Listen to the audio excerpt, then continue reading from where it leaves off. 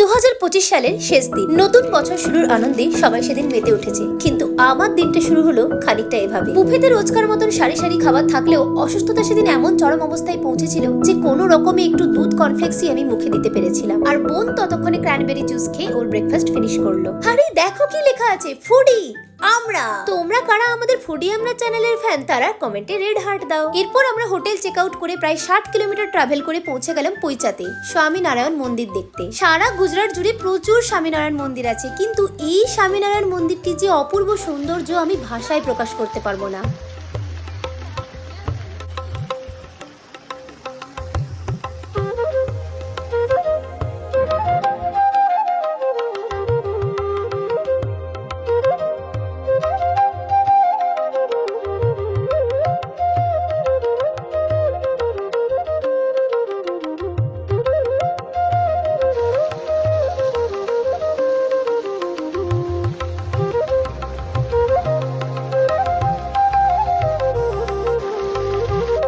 মন্দিরের বাইরের থেকে শুরু করে ভেতরের সমস্ত আর্কিটেকচার এত অপূর্ব না যে যত দেখবো ততই যেন কম পড়ে যাবে। আমরা এখানে প্রচুর ছবি তুলেছি। ওই যে দূরে নর্মদা নদী, শীতকাল বলে জলটা শুকিয়ে গেছে তাই বোঝা যাচ্ছে না।